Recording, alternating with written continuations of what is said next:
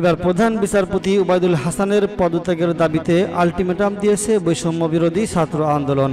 প্রধান বিচারপতি সহ আপিল বিভাগের বিচারপতিদের দুপুর ১টার মধ্যে পদত্যাগের আলটিমেটাম দিয়েছে তারা। শনিবার ১০ আগস্ট বেলা ১১টায় হাইকোর্ট চত্বরে সমন্বয়ক হাসনাত আবদুল্লাহ এই আলটিমেটাম দেন। এ সময় শত শত শিক্ষার্থী হাইকোর্টের ভেতরে ঢুকে বিভিন্ন স্লোগান দিতে থাকেন।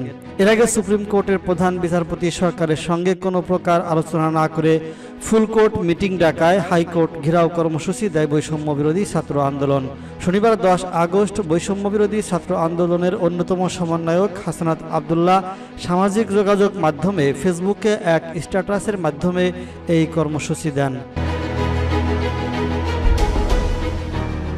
তিনি বলেন, ঢাকার সকল শিক্ষা প্রতিষ্ঠানের শিক্ষার্থী সহ আপামর জনতাকে আহ্বান করা হচ্ছে, যত দ্রুত সম্ভব আপনারা প্রতিটি এলাকা থেকে মিছিল নিয়ে হাইকোর্টের দিকে আসুন।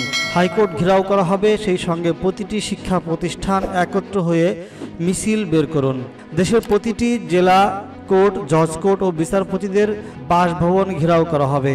আজ ফ্যাসিবাদী বিচার ব্যবস্থাকে আজ সমূলে উৎখাত করবে গোটা বাংলাদেশ। দেশের প্রতিটি শিক্ষা প্রতিষ্ঠানে শিক্ষক সমিতির নামে যে ফ্যাসিবাদের মদতপুষ্ট শিক্ষক উইং রয়েছে তা আজ ভেঙে চুরে গুড়িয়ে দেওয়া হবে। সকল সিন্ডিকেটকে আজকেই ভেঙে দেওয়া হবে। হাসনাত আবদুল্লাহ বলেন, ফ্যাসিবাদের মদতপুষ্ট ও নানা অপকর্মে জড়িত সুপ্রিম কোর্টের প্রধান বিচারপতি সরকারের সঙ্গে কোনো প্রকার আলোচনা না করে ফুল কোর্ট মিটিং ডেকেছে। তিনি আরও বলেছেন, পরাজিত শক্তির যে কোনো প্রকার ষড়যন্ত্র বরদাস্ত করা হবে না।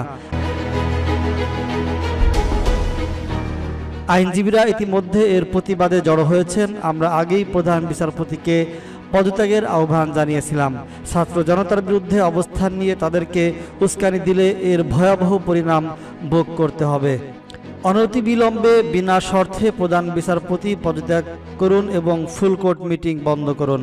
অন্যথায় যে জনতা অভ্যুত্থান করে স্বৈরাচার হাসিনাকে গদি থেকে নামাতে পারে, আপনাদেরকে গদি থেকে টেনে নামাতে তাদের আধা ঘন্টাও সময় লাগবে না।